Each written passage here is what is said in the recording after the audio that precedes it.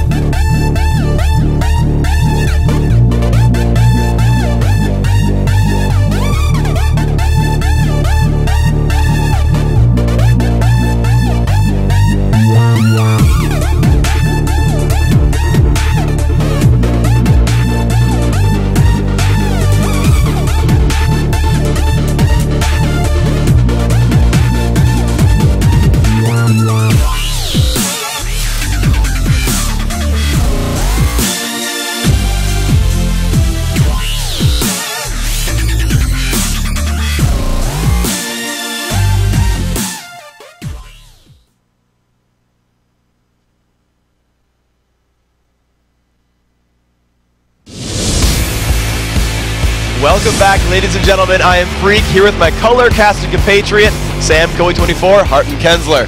The guy is a, like, beacon of masculinity and handsomeness. Oh, why thank you, Freak? It is. Anyway, I don't know if you're Riv, but you are like at that tier. Anyway, guys, it is time for our third match of the day, Complexity versus Curse. And Curse is looking to become the first 4-0 team in the LCS, the only one undefeated so far. Now, last time we saw Complexity, they were known as the Brunch Club, tearing their way through the North American qualifier. However, on that tear, they got a little snag that caught up with Curse. They did, and everyone can agree that one of the key factors so far with Curse's success has definitely been St. Vicious's jungle presence. He has been not only going back to his roots of counter jungling at every opportunity, but he's also been predicting the ganks of the enemy jungler and putting himself into a good position for counter ganks, and it afforded him 2 out of 3 first bloods last week. Now this week, with them going up against Complexity, it's also going to be interesting because Loud Mortis will be on the opposite team. He's a jungler who has said that he was inspired to start jungling by St. Vicious.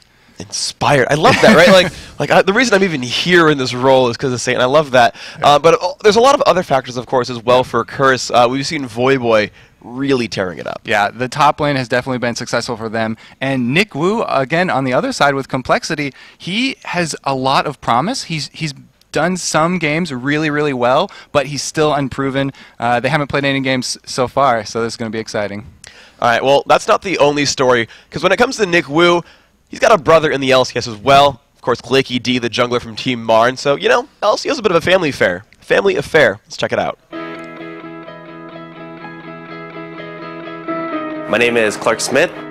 My gamer tag is Clicky D. My name is Nicholas Wu Smith. My gamer handle is Nick Wu. Seriously hasn't even hit me yet. I still can't believe that we both made it. I had heard that when Team Marn was playing our very last match to make it in, he cried when we won. Yeah, I was crying, but it was, you know, tears, a small amount of tears, and there were tears of joy. Yeah, Clark and I are each other's #1 biggest fans. The dynamic of our relationship is actually better now, since we're both on different teams, but we're both underdog teams. So we both need to work to make each other better so that we can both compete with the other top teams. On a regular day, we pretty much just wake up at a random hour. As far as our practice goes, we don't practice at all at home. And so when we play League of Legends, we go to a nearby LAN center called Dream Lab. The owner of Dream Lab has been really, really nice to us. I'm very, very, very happy for them. I always knew they can do it, and when they made it, I was practically in tears. I just couldn't believe it. And to show his support, I guess he bought us both separate stations that only we could use at the LAN center. Just from there, having our own setups, you know, we just played League every day. My brother and I, we still maintain the same, you know, close relationship. We want both of our teams to be good enough to beat all the other teams. I think it might change once we start getting into, you know, the nitty-gritty of the LCS. He's going to get his brother all over in the field. He's just going to go up, and it's his brother that gets him. It's Clicky D taking down Nick Wu. No matter what happens, yeah, I want to win, of course, you know, but it's not like I want him to lose. I don't know if I'm going to cry, but yeah, I'm definitely going to be rooting for him. Clark would win in a real fight. He's buffer than I am, I'll admit that. You know, but I'm better at League. If it were to come down to my team versus my little brother's team, I would have to wish him the best of luck, and may the best brother win. All right, so let's take a look at our lineups here. On the blue side, it is Complexity. Nick Wu, of course, we just saw him in that video. He's the top laner. Loud Mortis in the jungle, Chuper on mid, and Brunch and MIA on AD and support. And on the red side, we have Voyboy, of course, at top, St. Vicious in the jungle, Jackie in mid, Cop AD, and Elements on support. And this is going to be just a really, really fun matchup. Actually, I want to talk about MIA, because he has probably the best screen name in all of competitive League of Legends. I don't know if you're going to bring that up, but it is. I wanted to. There's so many levels to it. It's great. So, like, I mean, MIA, okay, yeah, MIA is a term in League of Legends, that's fine. But actually, he's got a prosthetic eye.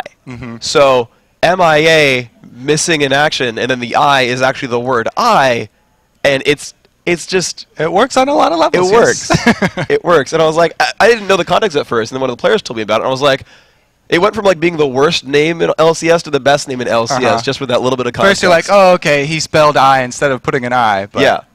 No, it's the meta stuff, man. Too good. I'm so meta, even this acronym. But yeah, I mean, for this game, I'm really excited because I'm always excited to watch Curse. Actually, there's a couple oddballs. Like Saint Vicious will jungle literally anything. Yeah. And I have a little feeling that something we might see coming out here would be a jungle Kassadin, because he's actually started that a few times, and it worked out pretty well for him. So we know that as soon as Saint finds something that he really likes, they will let him roll with it. Like he's a shot caller, and he'll be like, I'm going to play this. Now build a team around it.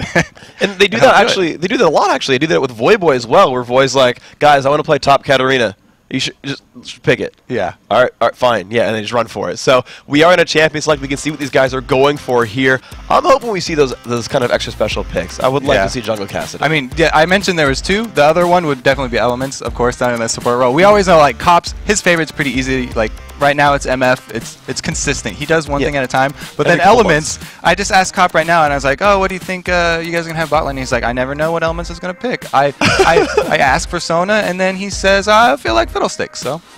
No, it's fine. I mean, he has a great, very wide champion roster, and it seems to always, well, at least mostly work out really, really well. You need to have that wild card on your team so that the other team can't predict what you're going to do. You always have the crazy man.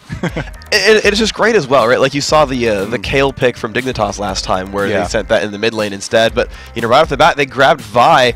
It's funny, we talked to Skara about Vi and coL specifically, and it was like, oh yeah, you know, if you pick coL, you block Vi basically because you pop the ulti, you're fine. Here with coL ban, they first pick Vi and they're great. Yeah, and Vi is definitely one of those new sort of trinity of bruiser jungles that's super popular. Xin Zhao, Vi, and of course Jarvan. He could be played in a lane though, so Complexity, we haven't seen them do anything yet. Like, they've had a lot of time to come up with a good strategy. This could even be a lane Vi. It absolutely could. We saw it from mid, from Shushe back in the LCS Europe qualifiers. We've seen her top lane in general as well. Now, you called it, Cop is on Misfortune. And we've got the Death Pony. We've got Hecarim up in the jungle here. Well, sorry, I think we've seen top Hecarim from Voyboy as well, but my guess is jungle here. Yeah, he's really strong in the jungle. This is a lot different than what I thought Saint was going to do, because Hecarim is a very late game jungler. Like, he is a beast late game. It's so hard to take him down when he gets that max W. But Saint recently has been doing a lot of very early invades and stuff where Hecarim does not really shine as much there. So yeah, it's a possibility that it could be top lane. I'm still holding out for that jungle Kassadin because I really want to see it. He explained it to me, and I won't spoil it for you guys, but it's very interesting. Well, what's great here is they can show Kassadin and be like, counterpick us, how dare you, bro. I know. And then just be like, into the jungle you go, and because like we're showing Hecarim too, right? Like I think people know Voy and they know he does play top Hecarim, but they could literally show Kassadin. 99% of all players would be like, oh, it's Kassadin mid and Hecarim in the jungle, and then switch them all over. Yeah, Saint was like, yeah, go ahead and talk about it because like no one else is going to take it seriously. So I was like, okay. But like, if you think about it, like Kassadin, he's an amazing assassin, and when he's played AP mid, he usually struggles in that lane. Like, it's so many champions can bully him out of lane. If he's in the jungle, he gets a medium amount of farm. It's going to be consistent as long as you don't get invaded, and he's got 100% roam time. You never know where Kassadin is. That's a very scary gank. So theoretically, it sounds really good, but of course with the Elise lock-in, we're not going to see it this game. Yeah, not likely. Of course, with that as well, of course, Saint Vicious is just the guy who lane taxes everyone anyway. Yeah, so. And that's why Hecarim is going to work well for him, because Hecarim getting fed, going late game, you can't take him down. It's a good thing to see. Speaking of taking things down late game, we've got a Kog'Maw now picked up here for Complexity. So they've got quite a bit of late game power here. Yeah, they have definitely filled out pretty much a normal routine, I say here, with the top lane, Renekton. Oh, actually, they could still switch it up. Lattimorous is holding on to the Renekton for a little bit. Well, they got another pick to go. Okay, yeah. They can't swap. Yeah, they'll probably switch it. Okay, so the teleport Renekton, I was going to say, has been so common. Like, we just saw Dyrus do it. Pretty much everybody's doing. He's just a bully in that top lane, and then when you take teleport, you get that extra global presence to be able to take other objectives. And it's interesting, actually, when we were watching the very first game, Dan was talking to me about all the picks, whatever, and he was like, yeah, if you take teleport, it basically says you're not expecting to win lane. You're just like, screw it, I'll lose lane, I'll just go for objectives here. Yeah, it's either that or you win lane anyway. And then instead of just winning your lane, you're like, oh, I get dragon and everything else I want to. So it works out either way. So it's supreme confidence or non-confidence. Yeah, if you don't have Ignite, then it's going to be a little more iffy. We'll probably see him start out with a red pot, I think. If you don't have Ignite, then I'm definitely, I'd say it's like 90% he's going to start with a red pot. All right, and now you've seen the picks come through here. So Jackie, again, is on Rise. Looks like a pretty standard lineup here. What do these look like to you? Yeah, I mean, this, like you said, it's standard. We've got Voyboy on Elise. That's always really fun to see. Ever since she came out, like before she was super popular, it was Voyboy was the first one in North America to make waves with her, and it's really exciting to see him. Especially, he mastered the 2 versus 1 with Elise, which is a little more tricky than some people give credit to. But her repel is such a great tool against those tower dives. We've seen so many 2 versus 1 lanes go bad for the solo laner because they get those early dives, or just the AD and support can dive the tower themselves and take the kill. But at least 2 seconds is just as long as Vladimir's Sanguine Pool of invulnerability. Like, you can't target him under the tower, and it's great for the early tower dives. I'm expecting at some point Voyboy presses E and just dodges Lux's final spark. He does. Yeah, it's going to happen. Yeah. And do you know from experience, I would guess, but I'm not sure, would it also dodge Vi ultimate? I haven't used a Vi ultimate on Elise. It says that she, like, everyone's like, oh yeah, she can get to whatever she wants. Every single time he's like, you can always get to what you want. So I'm going to say that she'll jump into the rafters. Just jump like way the heck off the map. Yeah, like I think I'm pretty sure it will dodge that too, though. All right, well, we'll see what happens. Of course, we're loading up into the game, and you know, it is Valentine's Day, and I do want to point out that, you know, thank you, Elements. Picked up Pink Tarek. He matched the color scheme here on Valentine's Day, so thank you. I appreciate that. Yes, gold star for you, Elements. Going for 4-0, and of course, guys, we are into the game. You are seeing Complexity on blue, Curse on red. This is Complexity's first showing, and Curse is looking to go 4-0 and be the only undefeated team that has played a game in LCS. They're looking to stay undefeated. Like, they are really happy last week, and they don't want to lose that. They went out celebrating, and they're like, we should probably do this every week. We'll just go celebrate. That'll be our normal routine. We'll go win our games Thursday, Friday, and then we'll go out and celebrate. Friday night, just hang out. That's just the normal thing to do. Well, if you're Cursed so far, it's working for you, so we'll see what that ends up being. Now, right now, you're seeing what looks like a pretty aggressive posture here for Curse. They're actually all down to this bottom brush. Some early warding coming out from Elements, and then, look, he takes the long way around as well, coming around the right-hand side down by the turret and meeting up, so this could be a red steal. Yeah, this is very sneaky here for Curse. They don't have a long range. Like, Voyboy could start with the cocoon and just throw it over there, and Elements has stun though. They throw the ward and he gets seen. Voy's already learned Q anyway, so yeah, he wasn't going for the cocoon at all. Okay. They just walk right through it. They get ward control, but they know they've been spotted, so they're still together. But I think just with them being spotted, they just completely backed out. They're going for their own blue instead.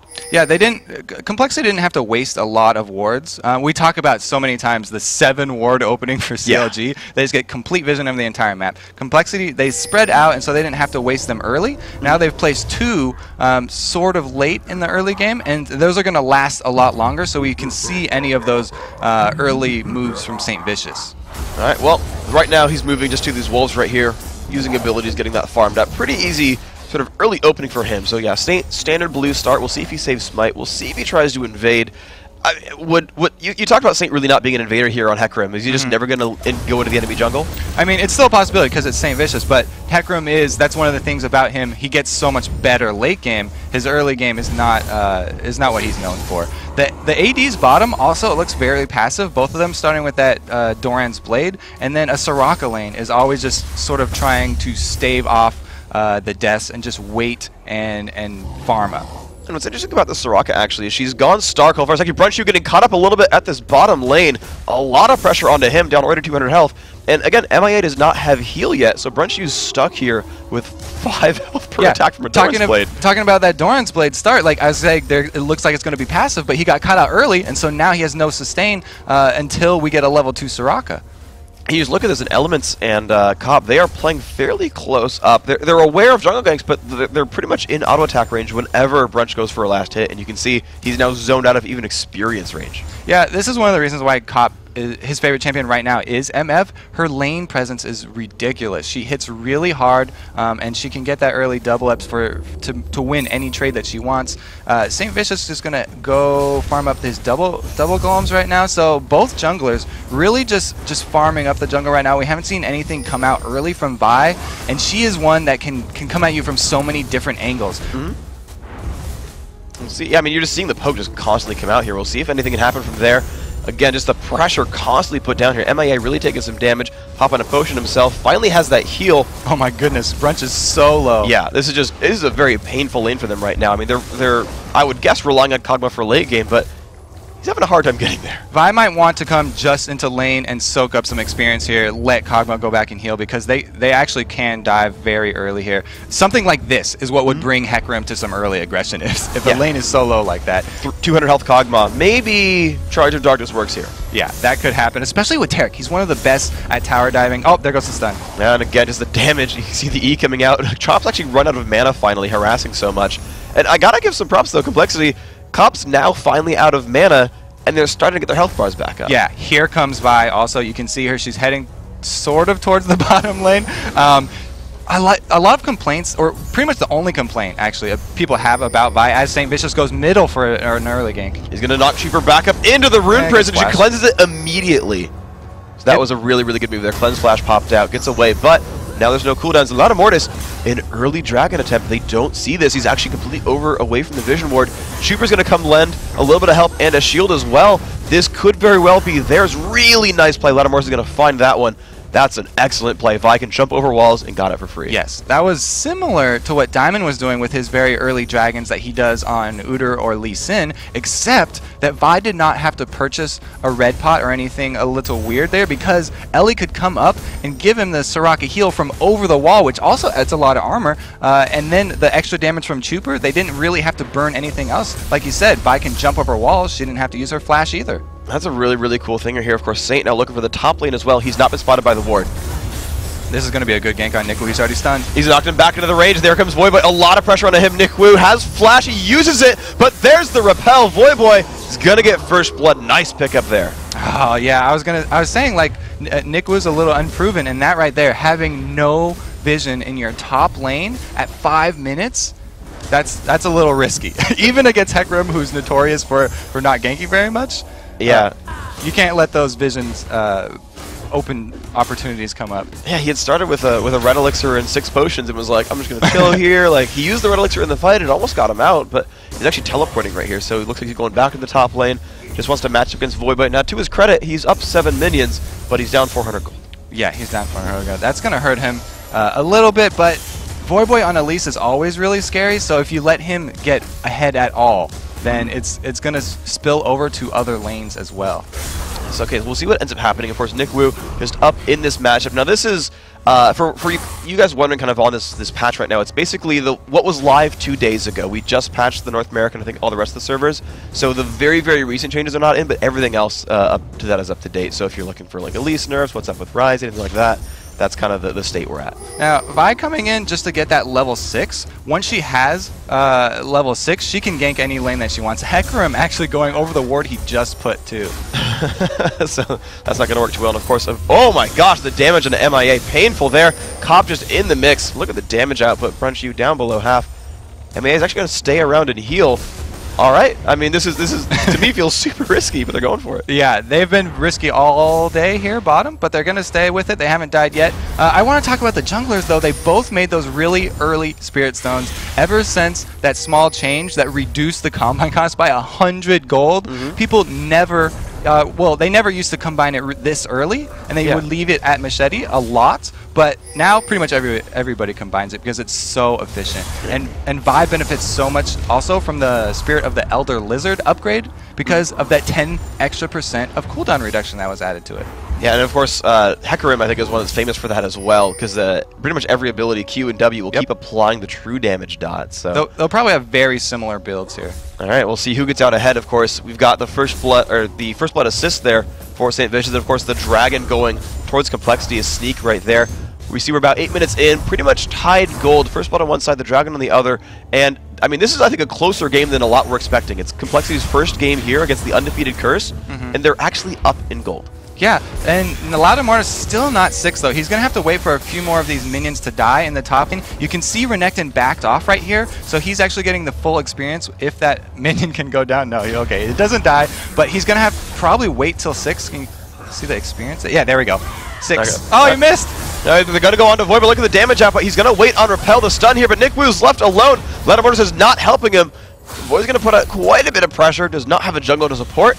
Nick Wu getting away, and Void not having to use pretty much any cooldowns there. Yeah, despite that being a 2 versus 1, that was a bad trade for Renekton, because as soon as Loudamoris missed his Vault Breaker, they probably should have aborted that mission. I mean, that was a pretty easy Vault Breaker. They had no idea that he was there, and even though he just hit 6, you gotta pull off after that. Taking those tower hits means he has to go back to base, and now Void Boy's gonna catch up in minion kills and be able to do some damage to this turret. No, I think that was Void Boy's Spidey sense there. He could sense it coming. Yes.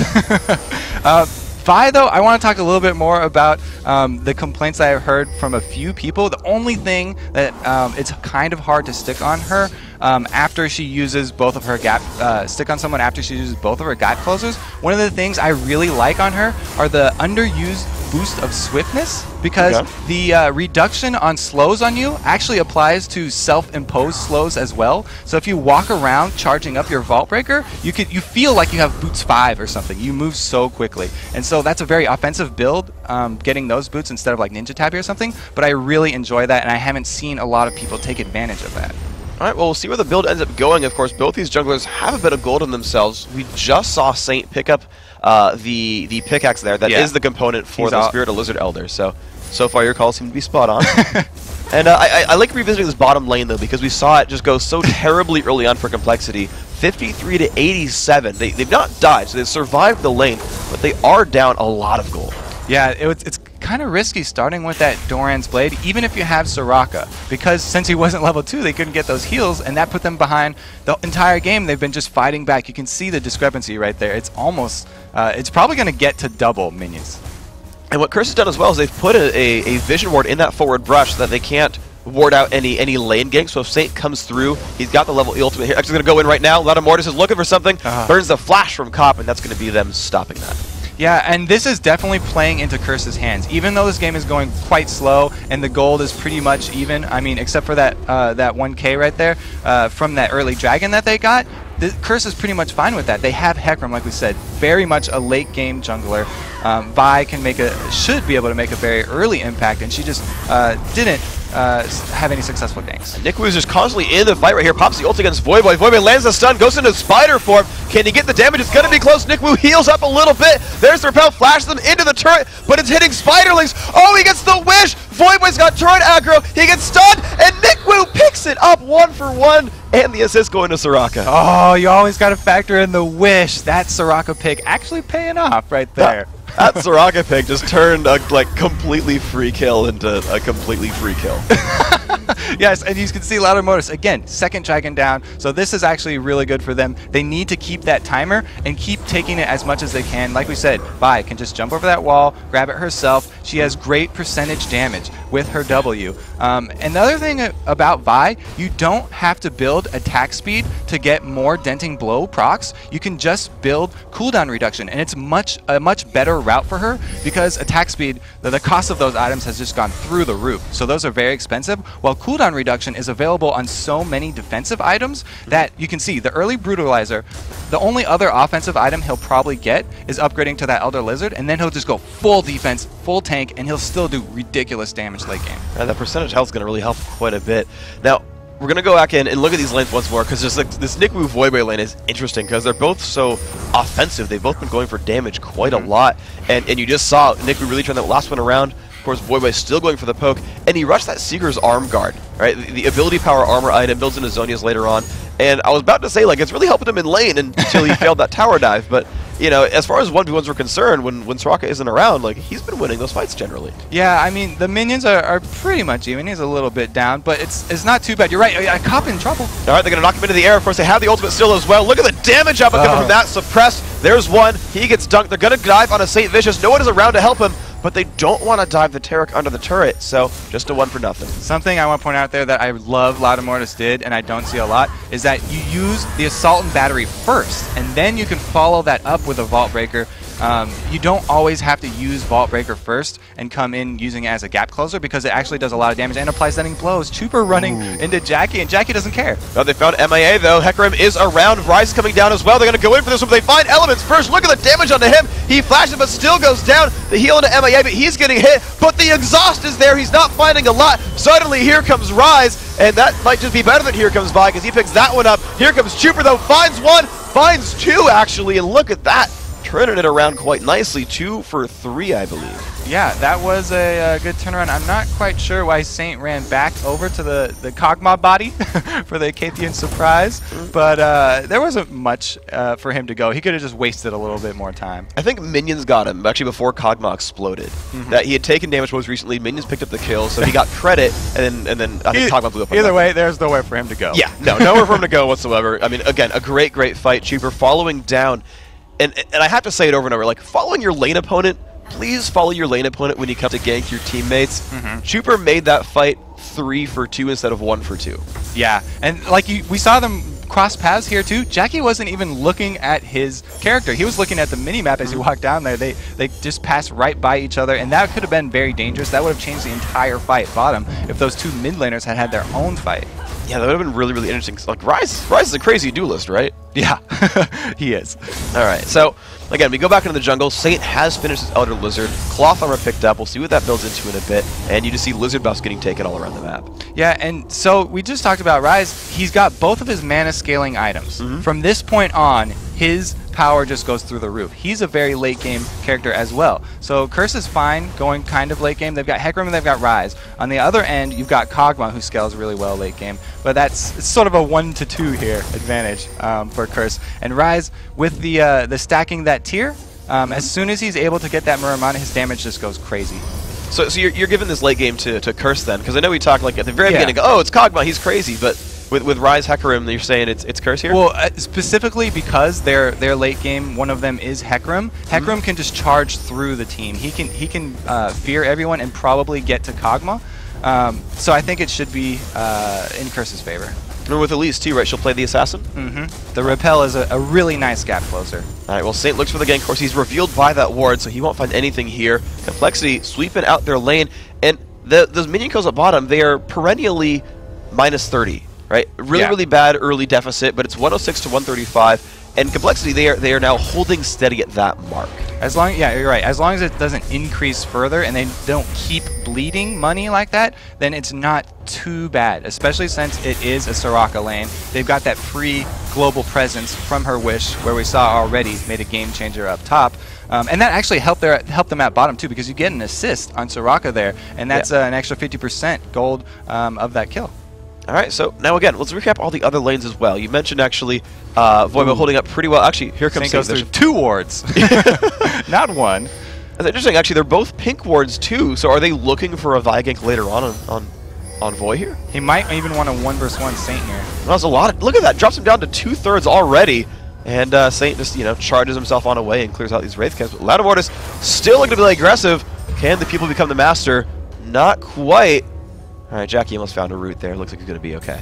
Yeah, and I like the blue buff on Vi as well because, like I said, the cooldown reduction just allows you to get those denting blows so much quicker, and that is where most of her damage comes from. As Saint is coming in from the side here. Bunch of damage right there. The shield is on, but they're going to fire right back on. Lattimore getting bursted so heavily. Puts the suppression down, but still falls. Here comes the teleport in from the back on Renekton. He will cancel that or get stunned out by Elise. Chuper still getting chased under the turret.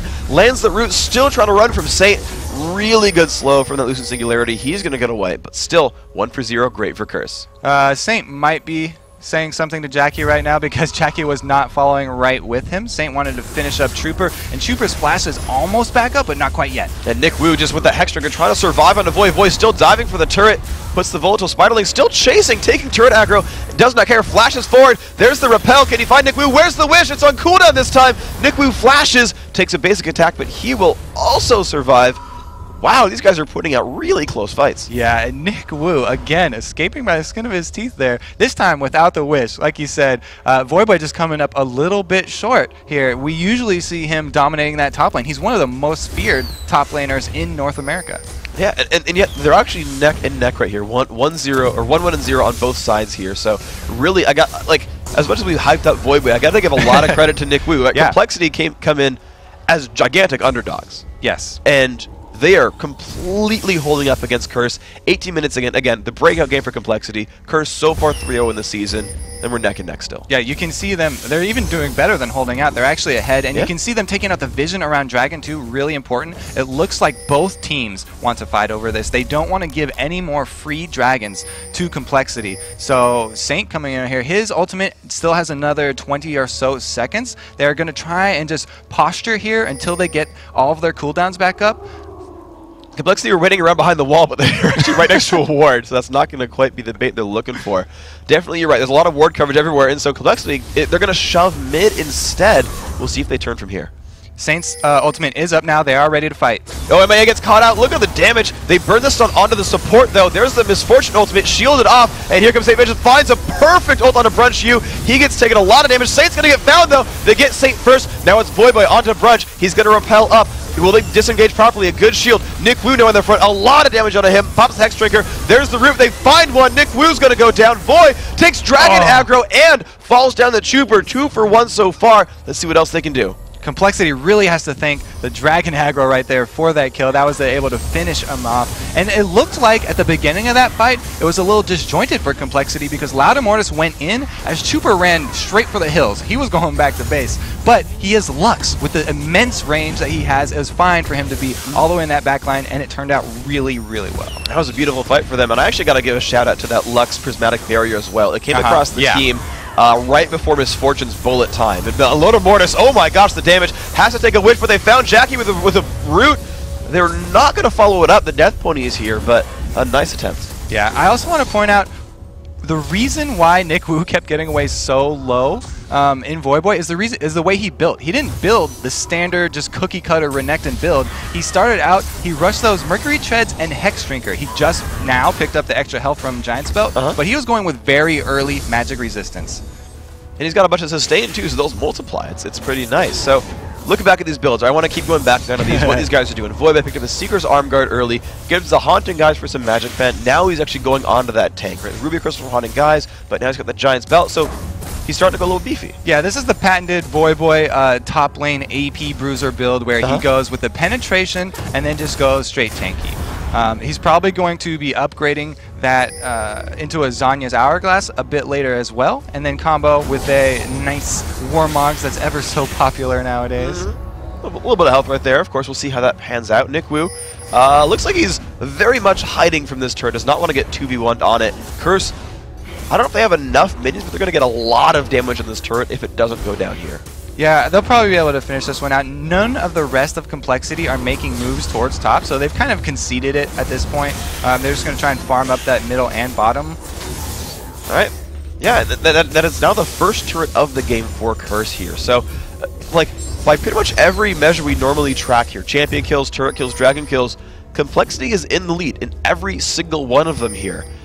Now, Curse, like, one of the things we've talked about with teams in general, and Curse especially, is the late games are almost always better for experienced teams. Nick Wu taking actually some pressure right here. We'll see if he can get a ways right next to the wall. Voidboy is on. Look at the just amount of crowd control. Hex Drinker is on. Trying to sustain, does not get it. Look at the damage output. Wish not up. Great kill. Curse actually really needed that because Kog'Maw's getting out of control. He finished his Infinity Edge. He already had that crit from the very early Static Shiv. So that's a really nice combo. It's not the Infinity Edge Phantom Dancer combo, but it's really close. He skipped that sustain because he had Soraka in his lane. He didn't even go the route of getting a Vamp Scepter, getting trapped into one of those Bloodthirster builds that people want to do after they already have the Vamp Scepter. But yeah, so he's got the great crit combo right now. They got a huge power spike. They should probably be looking to force the next dragon.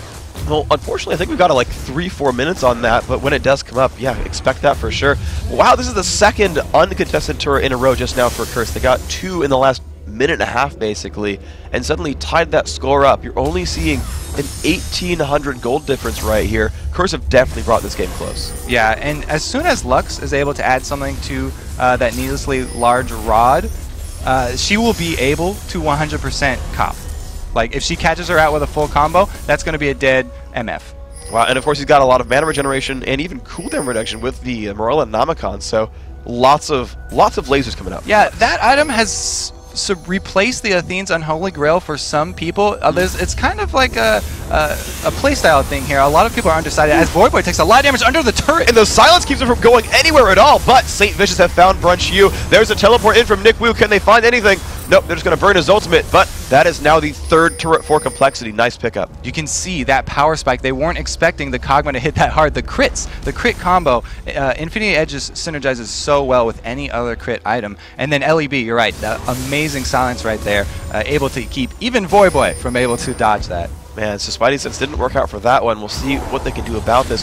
Void actually picking up Rileys here, so actually adding a slow onto his build. I'm kind of deadpanning on like what it's for exactly. I mean, it's great to have some crowd control, but I wasn't expecting that. Yeah, I think it's because Kog'Maw is the huge threat that he is, and he has no escapes, like no gap creators. Not a gap closer, but a gap creator. So he wants to be able to stick on him, and once we get over there with the Rileys, he won't be able to get away. All right, so he's definitely tunnel visioning the heck out of Brunch U. So we'll look for that in the fights right here. Of course, Chuper back into the mid lane, getting closer to that death cap, of course. He is currently at about 1,100 gold. No, 1,600 to make the upgrade out of needlessly large rods. So he's got a little bit of time to go. And, you know, you talked about Jackie. He's scaling up. That Tear of the Goddess just now gets maxed, and he's got some armor. But looking for Nick Wu at the top lane. A lot of pressure onto him. We'll see if he can get out. Void lands the stun, and Saint just turns around. Yeah, Saint pulls out. They didn't have a vision of everyone in Complexity. Look at the wards are starting to fall off a little bit for Curse here. So it's kind of risky to chase that one down. They've had some bad experiences chasing alligators. Yes, he seems to get like help from the stars, and suddenly he's just alive again. Yes, that's Soraka making wishes come true. Nice. Haha. Alrighty, well there's the blue buff stolen away. The last one they stole was from a kill actually, but this one they've actually stolen straight up, and no one from Curse was really able to stop that. I mean, they saw Saint up top, so I guess they just had the numbers advantage. Yeah, and Brunch U definitely, he's feeling his power right now. You can tell he's the one trying to make calls. He wants to force up. If they siege up, that would be fine with him. He's got both his cleanse and his flash up right now, so he is as mobile as he's ever going to be. All right, so that's going to be, a good signal for them. I'm going to try to figure out the Dragon timer in a little bit, but actually it's in 2 seconds. I can look up. So Dragon is up. There's the other blue buff, and right now Brunch is starting it.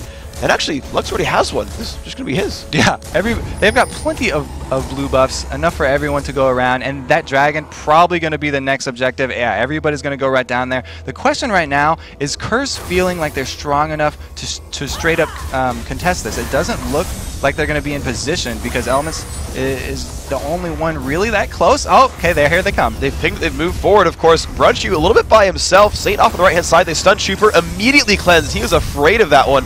Lattimortis charging up his Q. He's actually going to go look for something to push for. They found Brunch. Look at the damage coming out from Rise. Oh my gosh, look at him fall over. The death pony is here, though. Can they get out? Great laser. They're going to go now for Saint. A flash out from Brunch U. Can they pick up the kills? Elise finds one. Elements finds another. They are starting to mop this up. Look at the kills coming from everywhere. Explosion's not going to be enough. Saint's still alive. Look at how much he's healing from his W. And they got a 4-for-1. Cop, I have to say, like, nobody really mentions Cop right there, but he was alone with Vi in that back lane. The rest of Curse was like, see ya, Cop, we're going to die, we have to kill this Kog'Maw. He just dodged the last Vault Breaker from Lattimortis by sidestepping. He literally just walked away from it. He had already used his flash, and he barely dodged that. Oh my goodness, that was an amazing play by Cop right there. Oh, absolutely awesome. And of course, you're seeing the results of that fight. Curse are up 10-9 now. You mentioned Cop being awesome. Let's watch a replay and just see it again right in front of our eyes. You can see how at the beginning they waited till Dragon did a lot of damage, and then all of coL Complexity are running away at the end, and the cleanse already had been used from Chuper. There goes the Vault Breaker from Lattimortis as well. That's going to be down, and they go straight for Kog'Maw. Jackie taking the brunt of that damage, so he's the first one to go down, but they got all three of their melee line into that Kog'Maw, able to take him out, and here comes the Cop dodge. Watch this sidestep right here. He's in, oh my goodness, just make Lattimortis look pretty bad right there, and they get to keep their AD carry's life. Now that was really, really nice play by Cop, and of course, again, 10-9 now. Curse trying to keep the undefeated streak alive, and now they're within just 1,000 gold. They're looking for their third turret kill right here. They're sieging up towards the mid lane. Spiderling comes out. Turret's at half, and Jackie's put out some basic attacks. They might be able to get something here. The teams are fairly split up. There comes Cop. Yep, this is their turret. So now 3-3. Cop has, Cop and the rest of Curse have pretty much tied up everything here. Yeah, you were talking about the experience difference, and it really showed right there. It looks like Curse is just staying so calm, and they're composed. They're like, yeah, okay, we've been down, but they didn't rush into that dragon fight. They had already bled 2 dragons, and they didn't want to give up another free one, but they let it get low and do as much damage as the dragon was going to do to Complexity. They got them into sort of a retreating position, and now Element's going to take a few hits. Yeah, that's a lot of damage on him actually right there. So that is still a thing to be afraid of. This Check. Kog'Maw still hurts. Check. Yes, let's be aware of that one. And in fact, a bit of magic damage as well to layer on the against the armor that Elements has being Taric. So we'll see if being Fabulous will be enough of a defense for him. I see. While Lattimortis charges up his Vault Breaker, just kind of sitting around every once in a while, he only has the cooldown reduction from his Brutalizer as well as that Locket of the Iron Solari. So it's still not max cooldown reduction, and it takes a little bit to come back. So if he does that right before Curse decides to engage, then that's actually a big tool that's down for them. All right, well, Complexity, they're standing right on top of a ward here. Of course, they know Baron is on the map for everyone right here. Of course, they get their ward down, and here comes Saint. He's going to find Brunch Yu. Fears him back. There's the exhaust and the flash over the wall from Jackie, really helping this one out. Brunch trying to stay alive. The heals trying to help him. The wish on as well. They're going to find one. Can they find Saint in time? They're going to trade 2 for 1, but we saw it last time. The Curse cleanup crew was strong, and we'll see if that's the case again. Lattimortis right in the mix. What's he going to go for here? Cop well positioned in the back. He's not going to fall down. And Complexity are running from a 4v3, but the stun is there onto MIA. Voidboy, a lot of damage. Lattimortis waiting over the wall. He's not going to look for anything there. Just a 2 for 1. Curse should keep this up. They really needed to pursue that further. I mean, they had the advantage. It was just a miscommunication right there. You said the flash over from Jackie, but that was only St. Vicious and Jackie going in right there. It was a 2 versus 4 basically for the first 10 seconds of that fight, and Complexity was able to do enough damage. Just 2 versus 4. Of course they're going to out-damage Jackie and Saint, but the rest of Curse was not able to add anything for the very beginning of that fight, and they actually came out behind. Yeah, that was very, very impressive. I mean, and the amount of burst heal that went down onto that Kog'Maw actually. He used actually Cleanse and Flash were both down, but he got 2 heals from Soraka. He got the shield both times from Lux, and the Locket of the Iron Solari from both support Soraka and jungle Vi. So they are like itemizing as much as possible to like, dear God, Kog'Maw needs to live. Yeah, I mean, he doesn't have escapes, and they don't have something like coL or anything that's going to make him invulnerable. So just stack as many heals, as many shields, whatever they can do to protect the Kog'Maw. Protect the Kog'Maw. I mean, that is actually the name of one of the big strategies of League of Legends. You've got Assassins, you've got Area of Effect, like Bruisers, whatever. Protect the Kog'Maw is a real thing. Yes, Curse is still very scary though. Complexity knows that in a 5-on-5 fight, they could definitely still come out behind, and they burned so much in that last one to protect Kog'Maw. Kog'Maw's flash, let's see, he's got 10 more seconds on it, and then he's going to be immobile again though. Yeah, he's down to 4, so that's going to be right back up. Of course, Red Elixir has been used on him as well, so they are just really trying to keep that man alive. However, Curse are looking offensive. They're going to find a little something here. MIA kind of caught out, didn't know that Curse was MIA, and he does make it alive, but that was close. Saint has his ultimate right now. They could force something because there's a bad position right here for Lattimortis. They're sort of disjointed. Yeah, he's caught right on top of a ward right here. Good early pressure from Void. That's slow. Again, you're seeing that come out from the Rylays. And the Oracle's on Saint. It's really, really doing a good job of blinding Complexity here. And look at the mana on Voidboy. You can see the recent changes. Oh, Lattimortis! No, you're right on top of the enemy team. Immediately gets dropped down. He's going to... Yeah, can't dash forward enough, and now Nick Wu getting caught. This is bad for Complexity. The dash is on, and they're going to find Nick Wu on top of that team. Saint taking a bunch of damage, but not enough. And now Brunch Yu, he's forced to run away. Bullet time goes off. Look at the damage output there. They do find the kill onto Hecarim. Nice escape. Voidboy repels up, finds a wolf to jump to, and gets out. They need some magic resist. You just saw how much damage Chuper's doing with his laser. Yep. That's the one missing thing here right now for Curse. Saint only has Mercury Treads adding to his magic resist. They need pick up one of those Negatron cloaks. The problem is that he has no space in his inventory because he went for the Warmogs, and it's actually taking up all those 3 spots. So he needs to do something to get one of those out of there and grab some magic resist. Well, thankfully for Curse, they have picked up a couple of global objectives, and Elements has Aegis, and I would expect, because you just, like, throws magic resist, hopefully looking for a Runic Bulwark. They're probably like, Elements, how soon on that Runic Bulwark? Because that would definitely help a lot. We all just got lasered. Yeah, 700 right now for him. He's going to have, looks like 900 after the Dragon goes down. I think Runic Bulwark's about a 1,000 gold upgrade, so we'll see if he can get there in time. There we go. He's got almost 1,000. Well, Elements is going to be shopping and happily bedazzling that wonderful pink outfit of his. Happily dazzling. Chuper is just going to go right up the middle. He's got also the blue pot and the blue buff. So lasers all day, every day. You're going to have to build magic resist because those are just going to keep on coming out. The cooldown on his laser just gets so ridiculous. It seems when you're in the game like it's always up. Yeah, it's going to go down to 20. It's actually at 24 right now with Golem buff. And basically with Marilla Namicon on a blue elixir, he's already at 33%. So yeah, you can laser like every wave.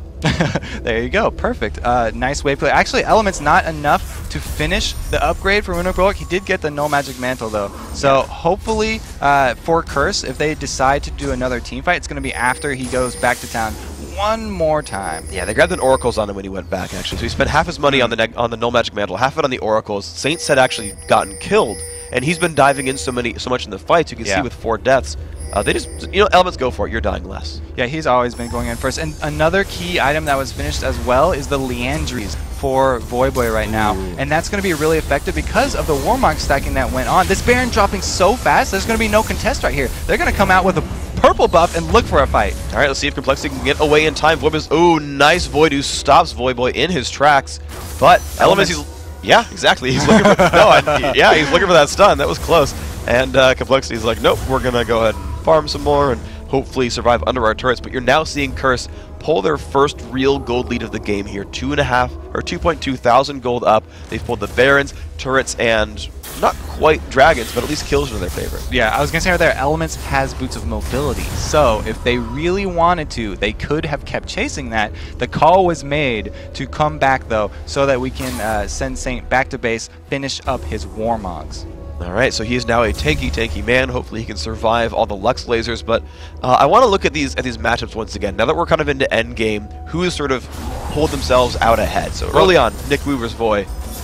Well, minions are close, but Voy's really started to come out ahead at the end. Yeah, and really what it is the comp, like Voyboy, Saint Vicious, and then Elements is just going to walk over there, but they all want to get right onto Kog'Maw, and they can do it at this point.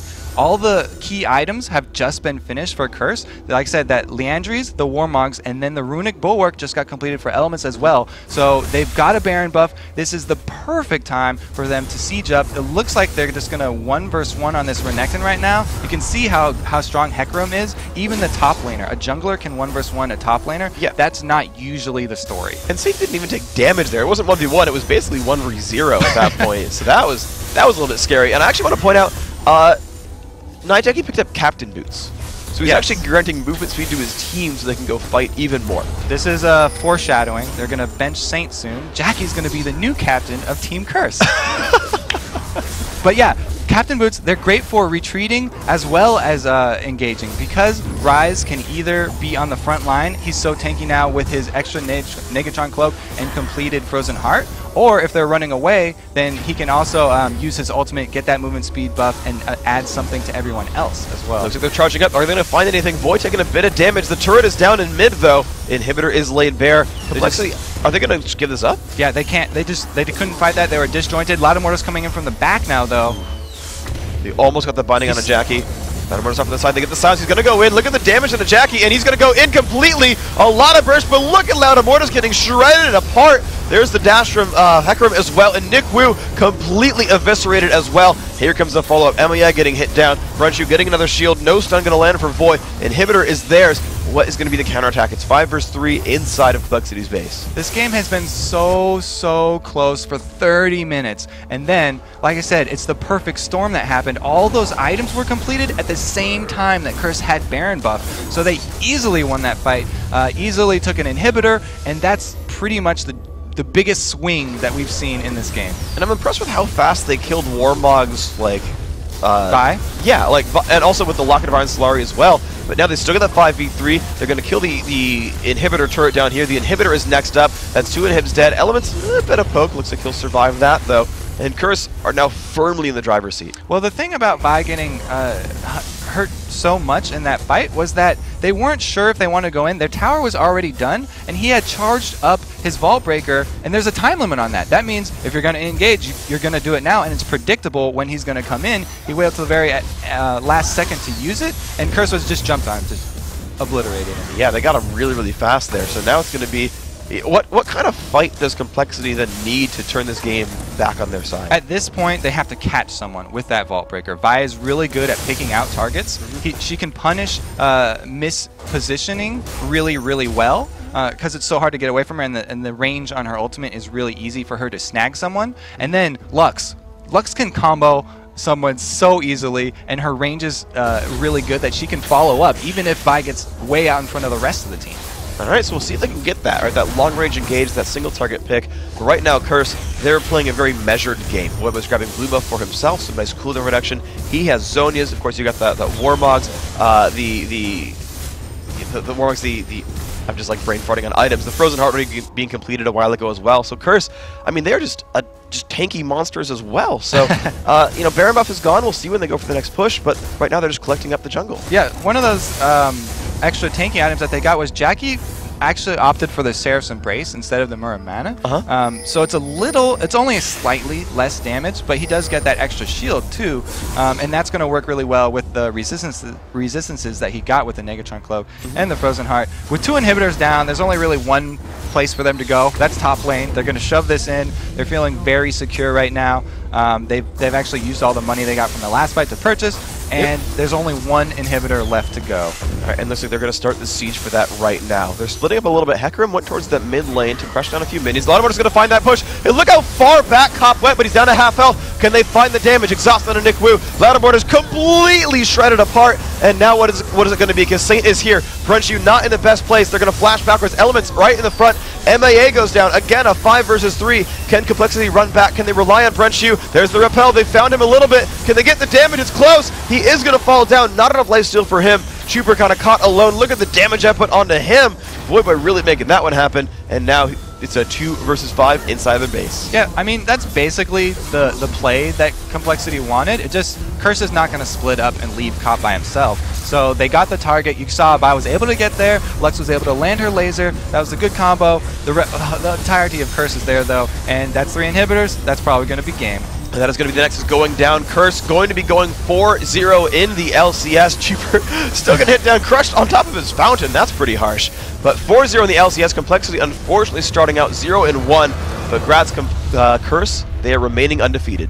Yes. So it looks like they're still on track for the celebration on Friday night. They got a couple more games to go. Yeah, you're right. They're on track. They're on track. They're on track for it. They got some games to go. You saw them just there on screen, leaving from their little gaming booth, and they're going to go and, you know, congratulate Complexity on a hard-fought game and a close match. Yeah, and I like we're seeing varied strategies from Curse. It wasn't what we've seen all last week from them. They went with that late game comp that I was talking about, with just waiting for the Heck Room and waiting for the Rise to scale up. And as soon as they did, like they didn't lose their composure. They were behind, but as soon as they had that one dragon fight that turned it all around, they never looked back. Exactly, and it's cool to see because it's this, I was going to say evolution, which works, but it's a breadth of strategies available to Curse. They came in and, right, we talked about it in the beginning. Saint's an aggressive jungler. He got first blood 2 out of 3 times. Sin Zhao, Jarvan just like killing things over and over and over again. And he's like, no invades this time. Hecarim, we'll wait. We'll wait. You'll pick Kog'Maw? It's okay, we'll wait. Let's slow it down for this one. Variety is the spice of life, so we'll try something else here. And it worked out for them. So congrats to Curse, 4-0, and an impressive play right there. And a spicy team, as you alluded to. Yes. I mean, certainly they're pretty hot with the fire for the logo. Right. Okay, now I get it. It took me a while. I was like, what's the spice? Well, I'll just give it to you. Well, you said variety is a spice of life, so they're spicy. Synonym for spicy is hot. Their logo is a flame. Come on, guys. Give me the love. Can we tweet hashtag at LCS Freak puns Spice for Curse right now, if you agree? Freak Spice. I'm not British or female. I couldn't be a Spice Girl. You should probably. Oh yeah, I forgot. You're all about rap music. Oh, that new LP's dropping. What did you call it in rehearsals? Nasus is great. Rockin' something about Nasus. Nasus rocks, I think it Nasus was. rocks. Anyway, guys, coming up, we're going to talk to coP from Curse, that spicy team, and then it's time for our final match of the day for Dignitas versus TSM. We'll be right back with more of our live coverage in just a few minutes.